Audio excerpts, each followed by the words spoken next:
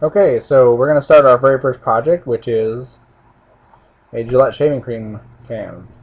So this is the image that you're going to get. There's several of them in here. We just cycle through. There's different levels of detail, just so you get an idea of what this thing is entailing. There's the cap in case you wanted to model a more detailed cap and actually use it. There's the top in case you wanted to model a more detailed version of the top. Okay, if you really want to set yourself out from some of your classmates, so far no one has ever done the top. So if you really want to stand out, that could be something. It's very simple. It's not anything complex if you just break it down into the shapes. Okay, so that's what we're going to use. You can take these files, and in your source folder, you can just drop these files into a Gillette folder. Okay, so if you have a Gillette folder, just drop it right into your source folder so you have those images to look at. Alright, so we're going to make sure our preferences are copied. I'm not going to say this every time, but here's my 2014, here's my D drive, here's my 2014 preferences. I'm just going to copy them in here, and voila, it works. Okay, let me go to 2014.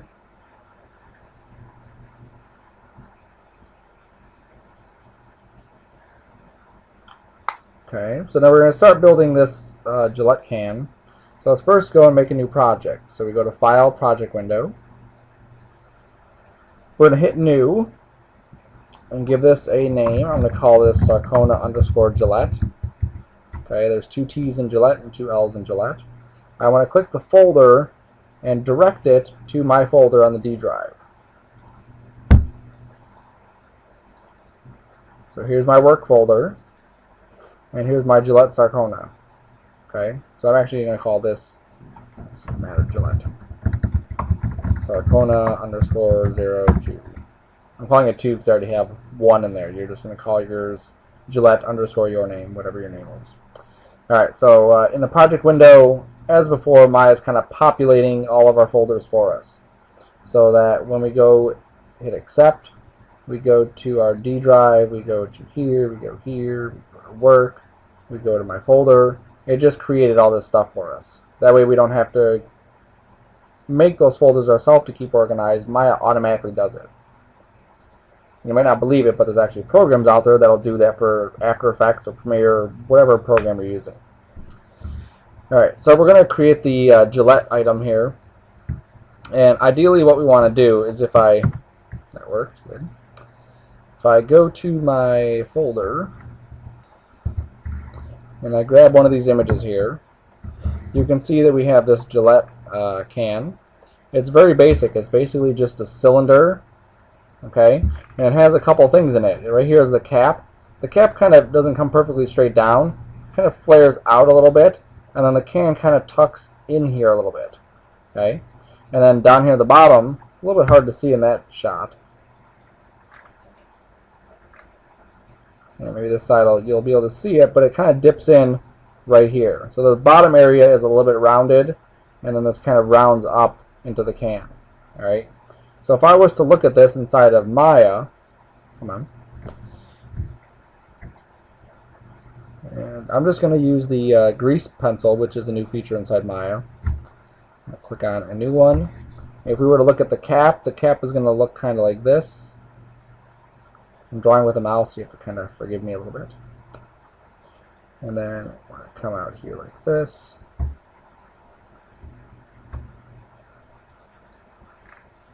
No zooming, of course.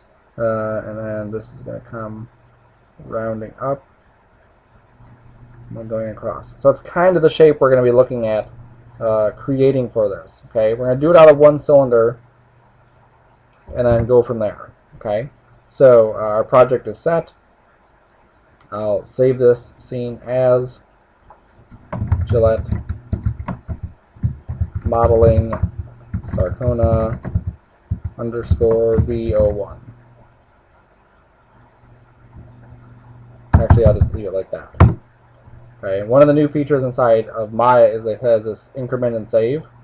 So when I say increment and save, after I do something, it'll actually put a number at the end of this. Alright, so we're going to create a polygon cylinder, and we always want to be neat with our work. Okay, this is kind of cutting through the grid. So I want to scoot this above the grid. Okay. So what I'm going to do is a couple tricks. I want to move the pivot to the bottom of this right here. Okay.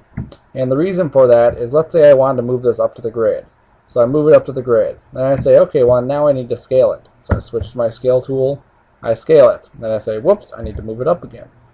So I'm basically doing two operations every time I scale this thing, because it's just, that's where it is, that's how it is. Okay, so I'm going to take my pivot, which is here at the center, and I'm going to move it down to the bottom. So I'm going to hold down D, which is my pivot moving tool. I'm going to hold down V, which is my point snapping tool. You see how the point snapping mechanism up here activates.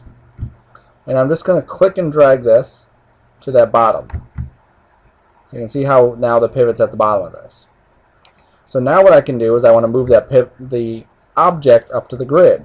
So I'm just going to hold down X this time, which is my grid snapping, and just grab the green arrow and pop it up to the plane. So now it's on the ground, perfectly level, exactly where I need it to be.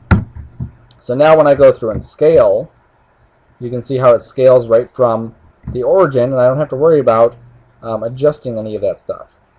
Now I do need to be careful with the red and the Z, the X and the Z, red and blue directions, because if I were to try to shrink this width down a little bit, I can't simply go like this and like that. That's not going to work, because these two numbers need to stay the same in order for this to stay rounded. Right now it looks oval. So I need to make sure that I do that. So I can do this little trick, is if I scale it down until I realize I like the proportions, and then scale this up until I like the width, the height of it.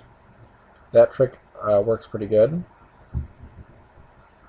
Okay, and we can adjust this later. It's just we're trying to get an estimate of about where it is. Okay, then it looks like it's about where it is. I can go look at my picture again and see. Yeah, that's more or less the dimensions of it. Maybe a little bit taller. Yep, that looks good. Okay, so very basic cylinder. I'm going to go to the poly cylinder. I'm going to take the caps off. That way we have no caps. Okay, because I don't like caps. I had to bust one time and it was terrible. So let's go to, we want to add some lines here. We need to go, I'm going to borrow my grease pen again. I need to cut right here for the lid. And then I'm just going to borrow that same grease line. I need to also cut down here for the bottom area. Okay. So I'm just going to go to Edit Mesh, which is by holding the space bar we can get to the hotbox and go to Edit Mesh. Or we can go up to Polygons and go to Edit Mesh and get it from here. Okay. So Insert Edge Loop Tool is what we need. So again, this is just an estimate. Clicking and dragging, saying that looks about right. And then coming down here, clicking and dragging, and saying that looks about right. Okay? And again, we could switch back to our picture and see how big is the cap, how big is this bottom area. If we need to adjust it, we can always adjust it. Okay? This might need to come down slightly, but I think it's probably good. Okay, if I need to adjust it, I switch back to the Move tool. I right click and go to Edge, and then just double click this edge, and that'll select all the edges around it, and then I'm just going to shrink it down. Not shrink it, but move it down.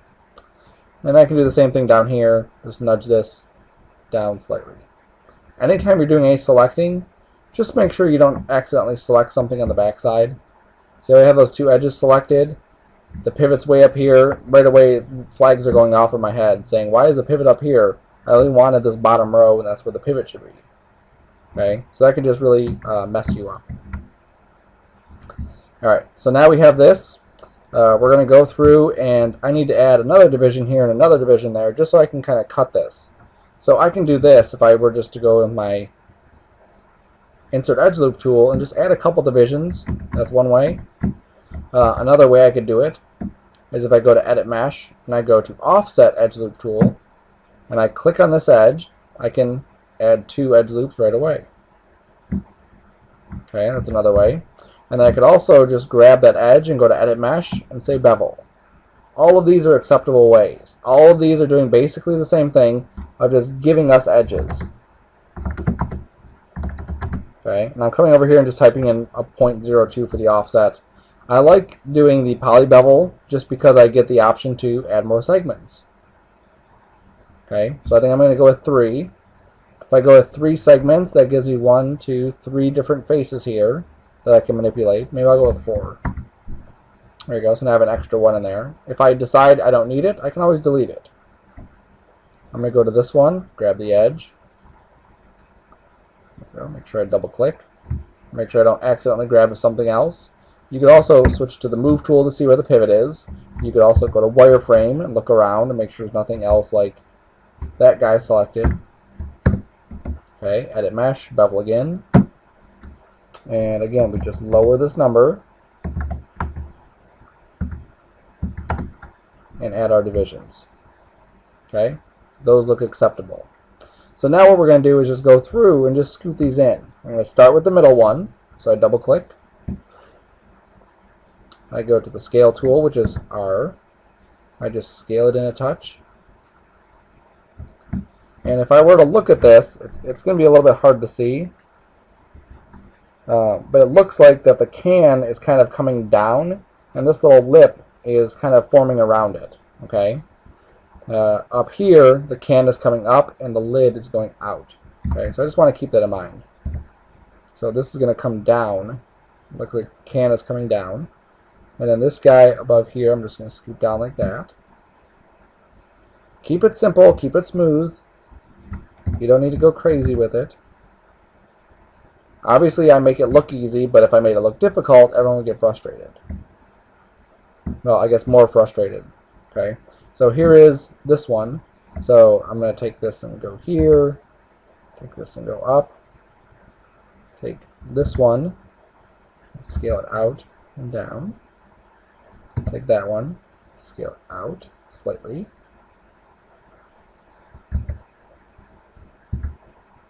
There we go. So there it is. So now if I were to come in from the front view,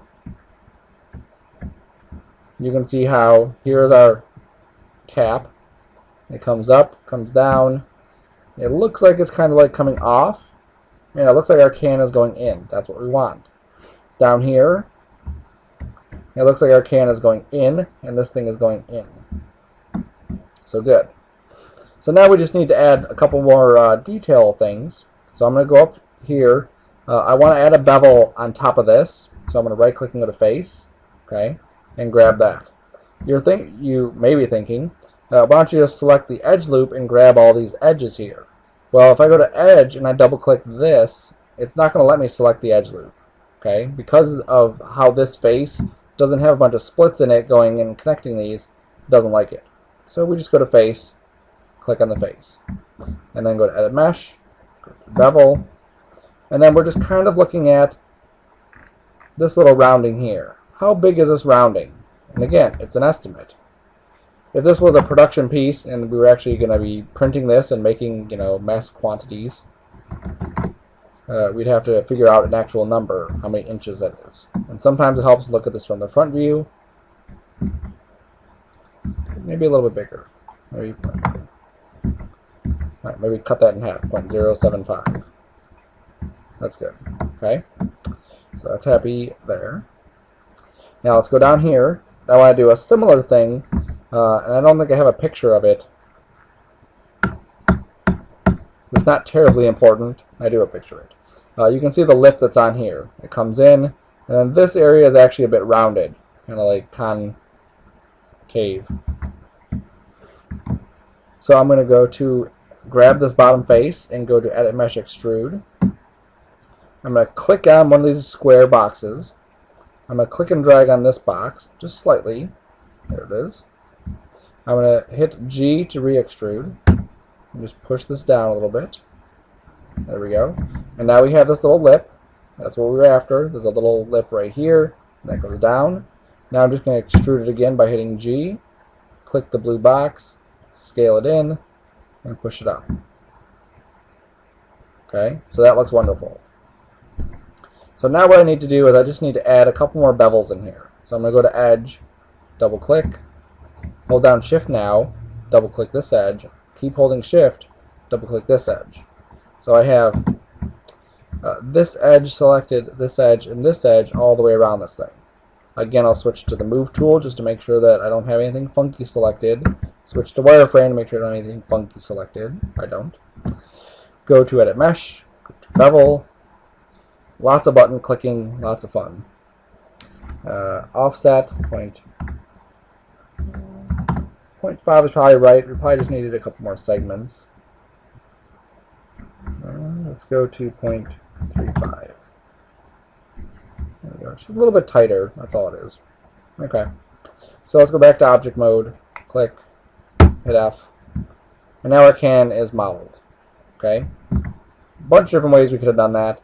In past semesters, we actually just modeled each piece individually. This semester, I'm trying that. It works. Alright, so now what I want to do is these objects are all one piece. I want to break them apart. So I'm going to go to Face, so right-click and go to Face. I'm going to marquee those faces there. And I want to grab these faces all the way around and these faces all the way around. It's difficult to do because I have overlapping faces. Okay, so just to show you what this is going to do, if I even clicked on this one, I'm going to hold down the Shift key. And I have to draw this because people aren't going to get it correct. I'm going to hold down Shift. So I'll just not abbreviate Shift at all because it gives me something else. I'm going to hold down Shift, and then I'm going to hit the greater than sign. That's the greater than sign that's on the keyboard. Okay. So again, grab the face, hold down Shift, and click the greater than sign. And what this does is it selects the next ring outward. So you see how it selects the next ring out. Keep holding Shift. One more time. There we go. So now I have all the faces that I would need for the cap. I'm going to go to Mesh and say Extract. Separate is what I want to make sure that this is on. Hit Extract. Good. I don't want to click and drag this because it'll do that. So I just want to simply switch back to the Move tool and click off, and then I can click back on it and do the next section. Okay, so same thing, I'm just going to grab a row of faces like that, hold down Shift and hit greater than. Now the important area is down here. So I'm just going to make sure that I'm zoomed in. There we go. So now I have it this one, and that one. And I'm pretty sure I have all the ones up here. I do. Okay, so Mesh, Extract again. I don't need to go to the option box. There we go. So now I can just hit F8. Let's get back to object mode. And I have 3 individual pieces. So now let's name these 3 pieces. This is cap. This is bottle. And this bottom one is base. Okay? And you see these all have history attached to them. There's lots of stuff going on. You always want to delete the history after you're done modeling something. This thing is done modeling. Okay? So I grab it all, I delete the history. I'm going to go to the outliner, this button. It's in a group, in a group, in a group, whatever. Okay? So I'm going to pull it out of those groups simply by, in the outliner, middle dragging all this stuff out. And there it goes. So now I have base, bottle, and cap all separated. I'm going to grab all 3 and group them. I can just delete this other messy group. Okay, there's my stuff. And I'm just going to call this Gillette can. Okay. Now, notice how it says cap, bottle, and base. That's the perfect order. It'll serve our OCD pretty good that it doesn't have these in some other weird order. Okay, if it did, we simply middle drag to rearrange these. Okay, but it's good. Alright, so this is good. It's on that layer. This is nice and neat. I'm going to go over here and add it to a layer. So I'm on display layers. I have the group selected. I'm going to click on this icon, which is the new layer icon. And I'm just going to double click and say Gillette can underscore layer. Or I can just do L, but layer looks nicer. So we'll do that. You can also pick a color. And this will be like when it's in wireframe, or if you have your wireframe on, it'll show it. So I'll just pick blue, I don't care. Alright, so you don't see the blue. I go to wireframe, there's the blue. I'm going to change my background color so you can see it better. Okay. So I can turn it off or turn it on. That's what I want to be able to do. So now we're good. So now Gillette can, good. So I'm just going to leave it there. And I'm going to model the ground plane now. Okay. The ground plane is going to look, let's see, photo shoot. We're trying to get this more of like a photo shoot. That's not a photo shoot that I wanted. A product photo shoot. So you see in a product photo shoot, they usually have these backdrops and they have some fancy stuff going on. You can see here something fancy on the floor. Probably just a piece of paper, but you know it's set up to capture the light correctly. This is more of what we're going to be looking at creating. This kind of no border, seamless backdrop. Okay, so it's essentially going to be. I'll borrow my charcoal tool again. When they put that in there, I'm like, who's going to use that thing? This thing is pretty cool. So we're just going to create something like this for this Gillette can to sit on. That's all. Okay. We want it to be big. We want to make sure it can cover everything. There's 358.23 ways to do this. We're going to go with number 821. I'm going to create a cube. Okay, again, it's annoying having the cube not on the ground where I want it. So I'm just going to hold down D and hold down V and move this to one of my back corners like this. That's good. And then I can scale it, and I can move it, and I can hold down the X key and just make sure it's on the grid, which it is. There we go. I can scale it down super far that way. Okay, I don't need this face, this face, this face, or that face. Gone. So that's all we really needed to create. We could have created a plane and done an extrude off one of the edges. I could have drawn it with curves, whatever. Okay. So again, like I said, make this thing big. Okay. I've seen too many times where people have it like this, and that doesn't work. Okay. We're going to have possibly a wider shot, so we want to make this thing a bit wide. Like even that's pretty good. Alright. So now I need, again, no borders or no edges. So I need to go to Edge here and click on this. And we're just going to add a bevel. Edit Mesh, Bevel. Okay. It puts in a huge bevel just because of the size of it. So we come back here to the offset. And we just keep lowering it until we're happy with it. I want this thing to look in somewhat perspective. So I have to make sure that I don't have too big of a rounding there. If it's too big, then the can's going to look tiny. Alright, so let me switch back to object mode and click off. Alright, that looks pretty good. I like the rounding here. It's a nice little round. That's what we want. Alright, now when we do a bevel on a surface like this, we get this little face here. It's not going to affect anything to leave it. But let your OCD take over for a little bit and just delete that little face. There we go. Okay. That's good.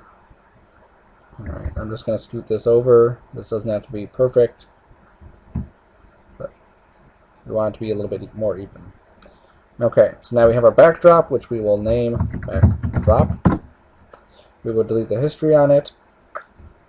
We will... That's what's named here.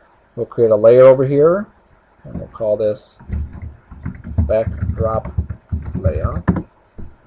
And if by some accident you didn't click the object or didn't have the object selected when you click that button, it's no big deal. Okay.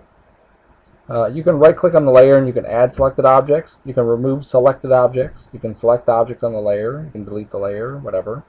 Okay, so it's not a big deal. The key is read these things because a lot of people just don't spend the time to read them. It's right there in front of you. Alright, so we go to wireframe just so you can see. One's yellow, one's blue. Fancy. Another thing I'm going to do is if you look at these values don't need to be this crazy. Okay? I want to reset them, but I want to keep the object where it is. So I'm going to go to Modify and go to Freeze Transform. And that resets them. If I go to my Gillette can, come on, you see that all these values are adjusted. But if I go inside here and click on any of these objects, they're not. Okay? They basically inherited the stuff that the original Gillette can had. So if I click on the Gillette can, though, and I go to Modify, Freeze, Transform, and then I click on my pieces, you can see how it automatically would do it to all the children of this group. Okay? And it's just nice and clean stuff that we have in here. It's perfect. Okay? It's wonderful. Let's save our work as we're going. So I'm going to go to File, Increment, and Save. And here it is saving 0.0001. Awesome. Alright, so now we have a couple more things we want to build. Number one we want to build is a little whip thing here. If I go to the image, you can see this little whip thing right there. So we're going to go to Create Polygons and Helix. I've just found that this works pretty good. Okay, using this Helix guy to do it. The trick with it is less divisions. So I go to my subdivision coils on the PolyHelix, and I just reduce these to something like 6. And even the subdivision axis, I'll bring that down to 6 also. Okay, so it gives me a lot less stuff to worry about. Okay, now the trick with this is that the bottom is a bit heavier, the top has some heaviness, but it essentially gets heavy to light is the goal. So I'm just going to go quickly with this, not really refining this to the end stage, but just giving you an idea of where you're going to be taking it.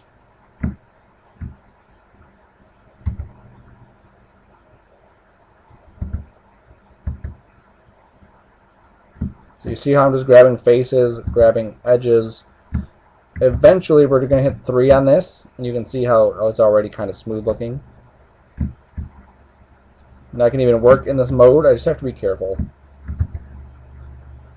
That's the trick with a lot of these things, just be careful. You see your friends doing something stupid with it, you don't have to follow them.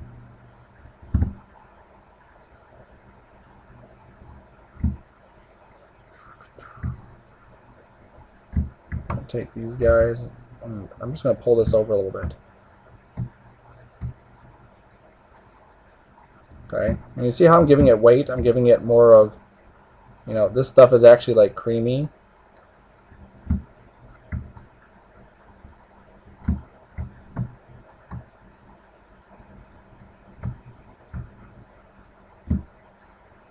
I can even switch to vertices. Vertices are nice because I can see where they're at and just highlight a section depending on how my camera is positioned.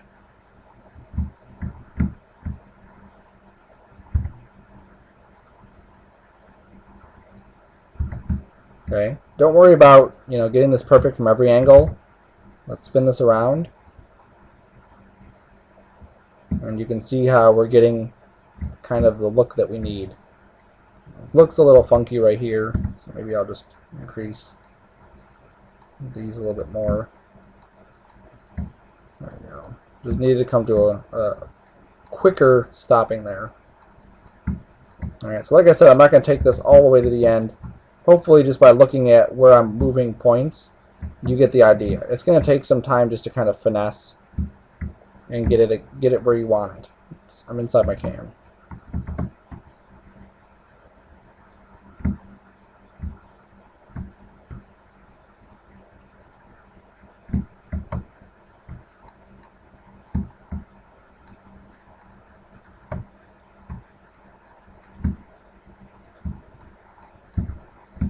Alright, so there's our stuff right there. Try your best not to make it look like dog duty. I can always nudge this a bit further into the ground. And I'm not going to play with it anymore. Okay, I'm going to let you guys keep playing with it until you get it to look kind of like shaving creamish and looking nice. Okay. Again, we can scale this up. I'm not too concerned with this one having the pivot right at the bottom, just because of the kind of shape that it is. That's good. Like that. Okay, so it's not done yet, but it's getting there. At least more proportionately sized. Alright, so let's name this thing shaving cream. When you're done with it, delete the history and then modify, freeze, transform it so it's nice and neat. I'll pretend that mine's done. It's freeze transformed. New layer with it. Shaving cream layer. Give it a color. The colors are working wonderfully. Whatever. Alright, so that's that. I'm just going to increment and save again. Alright, so now what we need to do is we're going to create like a sign that kind of advertises, you know, Gillette, whatever it is. I'm going to create a polygon cube. And what I want to do is I want to keep it basically here at the origin. I don't want to move it over here and rotate it and get it in position like this because I'm going to put lights around it. It's a lot easier if this thing is flat to put lights around it. So back to where it was, right there. I'm going to just kind of scale it up so I have an idea of how big this is going to be.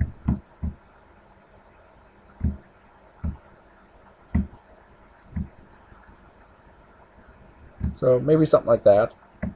Alright, I'm going to turn off my other layers just so I can see this. And then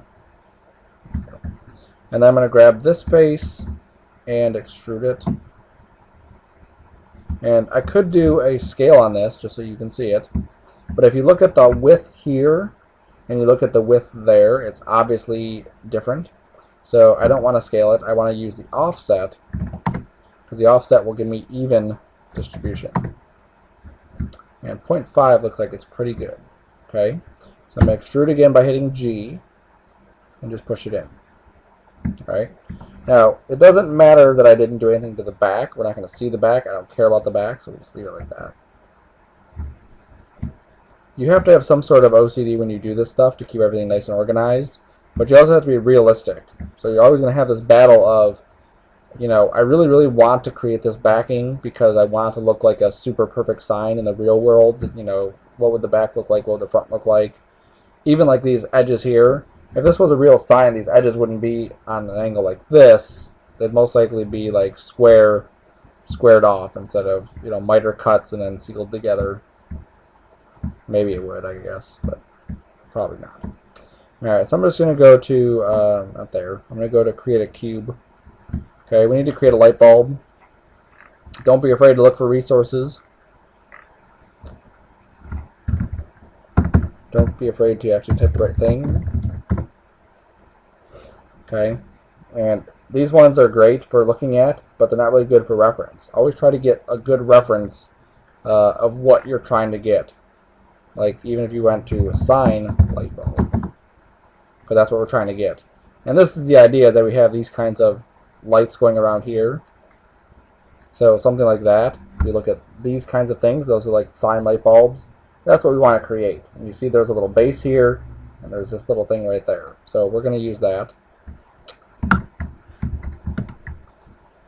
Okay, so I'm just splitting my view. And I always start off with a cube for these kinds of things. If you remember from the intro class where you did the balloon, it's essentially the balloon shape. So let's use the balloon shape. Okay, I hit 3 and it goes to smooth. Hit 1 and it comes back. So let's go and just kind of scale this up a little bit. Get it in the right shape of this first, and then let's start to whittle this down into that shape of the light bulb. So I'm going to add a division in the width, and the depth, and the height. And now when I hit 3, you see we have basically just like a smooth box. So I'm going to go and grab the vertices. I'm just grabbing these 4 corner ones. I'm just going to push them in and scale them down. Oops. I also want to grab these.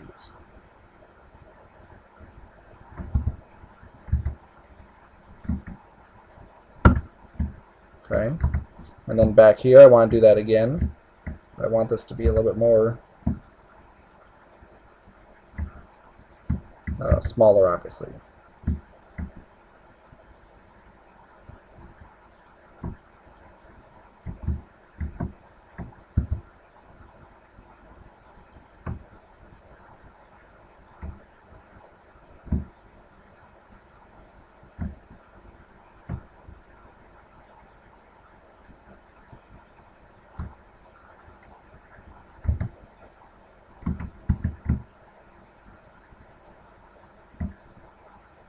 Okay, so now we're getting there. I'm just going to take this edge, bring that up. I need to make this bigger. Good. Let's go with the insert edge loop.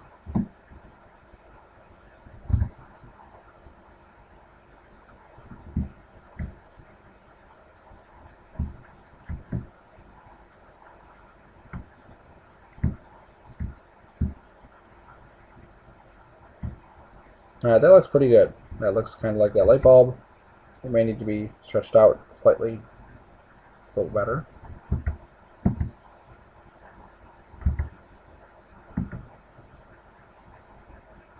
Alright, that's good. Alright, so now we can create these little base pieces here, and I can simply use a torus for that. Here's a torus. Let's go with 90. Scoot it up here, shrink it down. And it's not really round, it's more square. Oops. So something like that.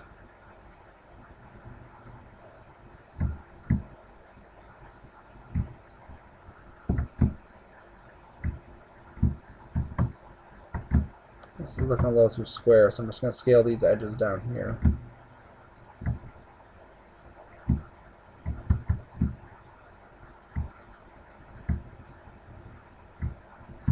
I think I'll also insert the edge loop here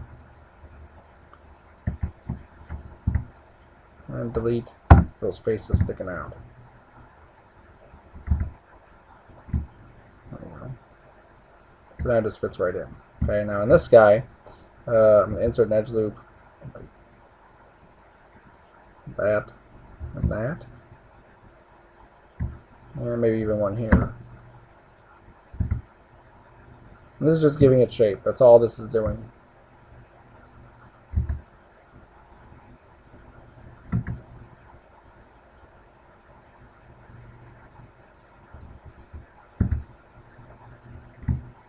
So I'm just moving it and scaling it. And now it's looking like it's kind of like sitting in there. Perfect. Okay. Now, back half we don't need. So this junk that's back here, I'll just delete that. Delete that. Okay, I have to be in face mode to delete it, so that's what I do. Okay, so there's our light bulb.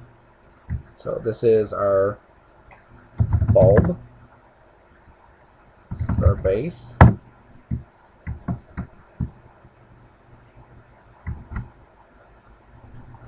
I'm going to group them together. And the pivot comes in back here. I'm just going to hold down D, hold down X, and not X, sorry, V. So D and V. Now I'm going to click on the blue line. I just want to snap it towards this, like that. Okay, so that moves the pivot right in line with the back of this thing. That's what we need to line up with here. So let's do that. So now I can just take this and scoot it over, scoot it in. Okay, see how it's kind of cutting off there? It's obviously too big, no big deal. Let's scale it down uniformly.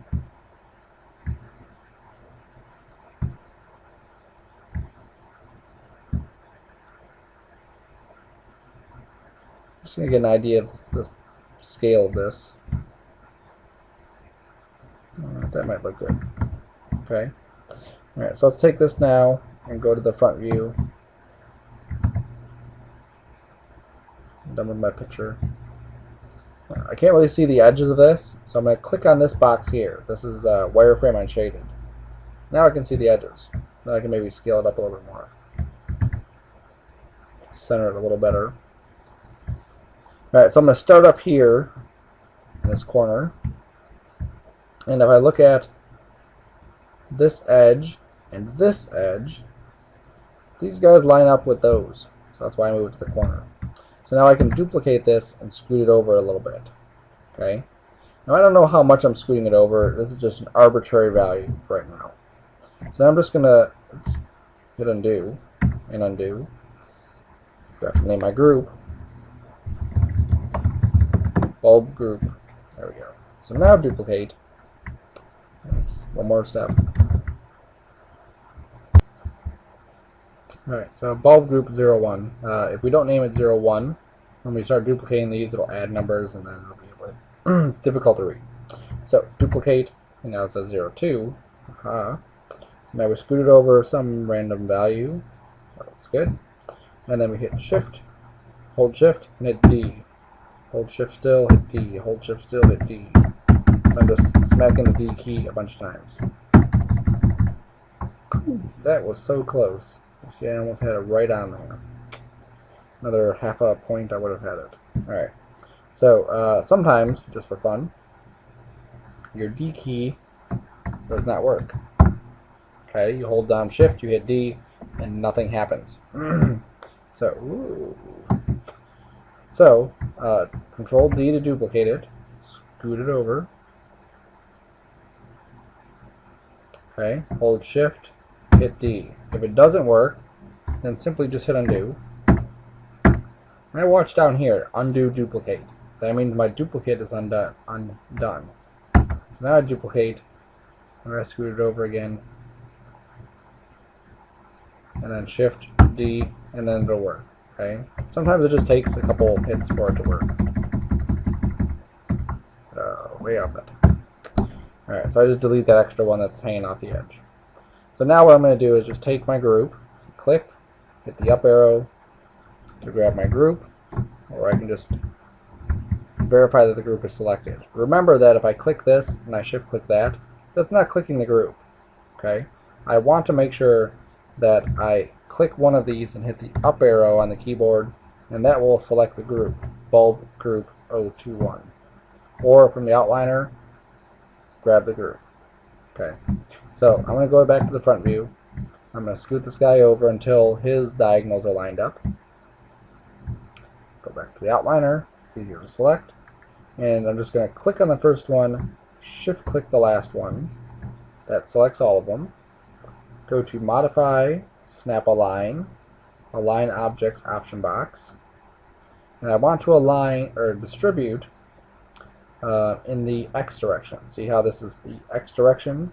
The red one? That's what I want. X, align.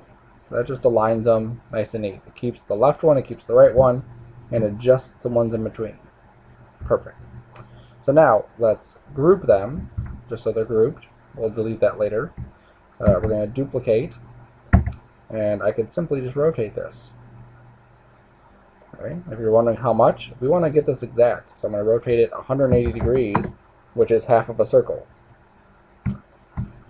Okay, now I need a line right here. So I'm going to duplicate, again, rotate it 90 degrees, and you see that it doesn't match. That's because this is a rectangle, not a square. So I will have to scoot this over. Okay, but what I'm going to do is I'm going to scoot it over, and then scoot it down until this guy lines up, okay, or is close enough. So in this case, I'm going to click that middle one just so I can zoom in here and just use my middle mouse button to kind of wiggle this into position. That's close enough. Okay, now see how far off I am here. Not terribly bad. Okay,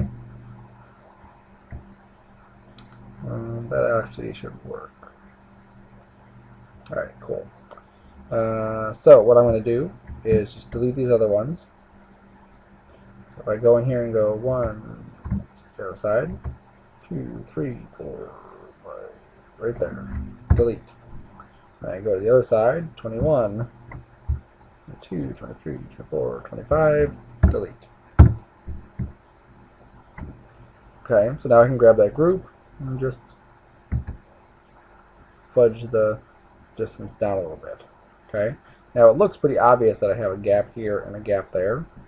So once we have these things laid out or ungrouped, then I can adjust it. Okay, so I'm going to grab all three of these groups and say Edit, Ungroup. Now they're ungrouped. All my bulbs are just sitting there. I'm going to click on all these ones that I just created, the last ones.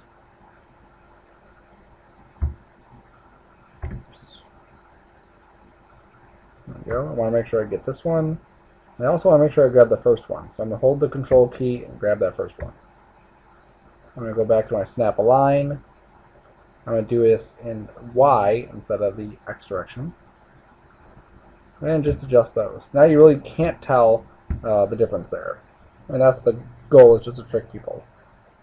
Their whole goal in life is just to trick people and mess with their minds. So now I'm going to grab this one, 43 and 52. I'm going to duplicate. We don't need to group it this time. And scoot it over. And again, I'm just kind of outlining, where is this thing at? A trick here, I need to see where the center of this is. I hit the plus sign on my keyboard, and it makes that bigger. So I know I scoot this over, and it's lined up. Minus sign, make it smaller. There we go. So now our sign is basically done. We have one more little final touch to do, and then we'll be good. Okay. Our sign is going to be hanging up, so we want to make sure that we have something that looks like, what is this thing hanging from? So I'm just going to create some cylinders here. There we go. And take the divisions down, maybe to 10. We're not going to get that close to it. Take the caps off. And then just shrink it down. I could even change the radius here to like 0.05. There we go. I rotate it on maybe a negative 60-degree angle.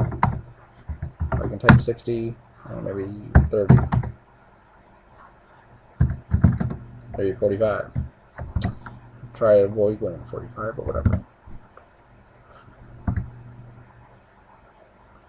Okay, I'm going to try to put one right in the corner. And come up here. That's good. So I'm going to duplicate. Change this to positive 45. And scoot this over until they touch. I don't think we need to adjust them. Looks good. Okay. And then I'm just going to add a couple more little pieces. Oops. Just to add a little more detail to this. 90.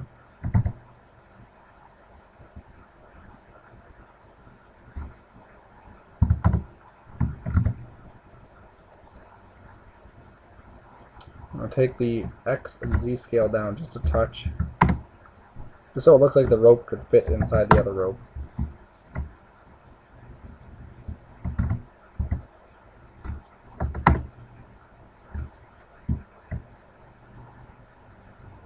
This one I'm going to take up a little bit.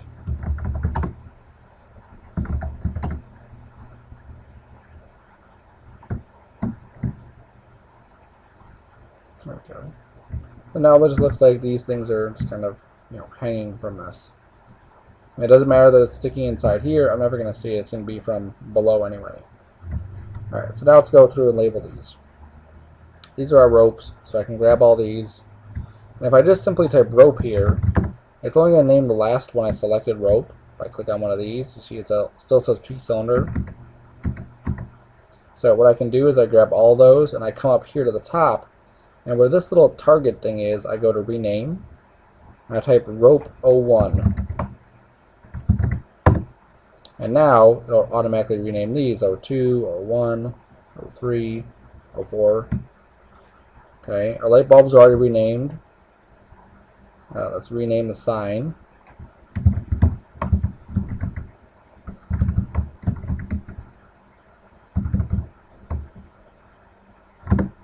Let's call it sign bottom. Let's go to the outliner and just check our stuff and make sure we're good. We are. So let's grab it all. Let's group it. Just call it sign. Okay, now again, I click on this. There's dirty stuff inside here. Click on these, dirty stuff. So let's click on that and go to modify freeze transform. Okay, now for this pivot, it'd be nice to have it up here. So hold down D and just drag it up to the top of the rope. There we go. Wonderful. Okay, all the stuff is clean. Everything is named. We can probably grab all the stuff and delete the history, just in case there was something on there. We'll put this on a layer and call it sign layer.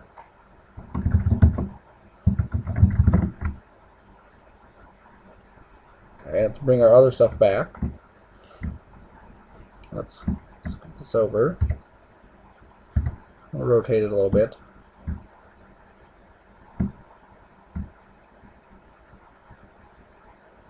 We can adjust it later, but just for now, that looks good. Okay, maybe we want to shrink it down some.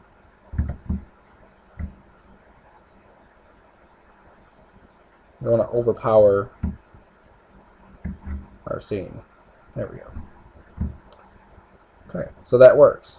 Okay, so let's go through and save, increment and save again. Gillette can, backdrop, shaving cream, and sign.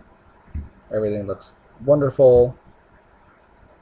That's all the modeling we need to do, so let's just make sure we save. And this is as far as we're going to go into the modeling portion of this.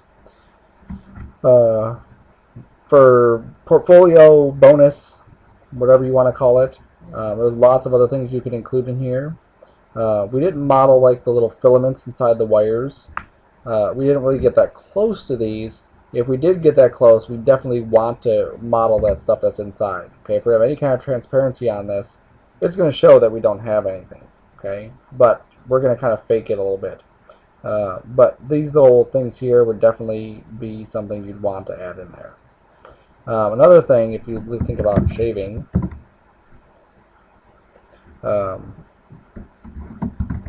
razor. There's different kinds of razors that are out there, and one of these might be something cool to model and include in there in the scene too.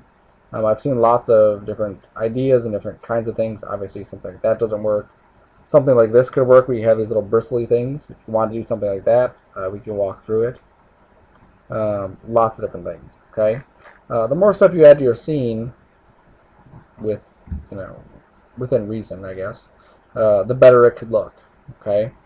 So you could have like a shaving thing here. You could have like a little mirror. I've seen some very cool looking things in other students' work. So just play around with that kind of stuff. So ideally, when you're done with this lecture, you're going to have your shaving cream bottle. You're going to have your shaving cream. You're going to have your backdrop. And you're going to have your sign. Everything should be on a layer. Everything should have the history deleted. Everything should have the pivot in the spot that we need it. There's the pivot for this. If I need to make it bigger or smaller, no big deal. This one, we didn't really care. The signs pivot is way up here. And then we want to have our major stuff have the transformations froze.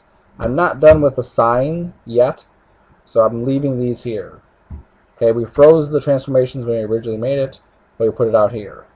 This guy, he still may move around a little bit, so I'm not too concerned with that. Okay, ideally the freeze transformations isn't going to hurt anything right now. It could later if we were trying to animate some of the stuff, but we should be good now. So this is where you're going to be at the end stage of just modeling this stuff.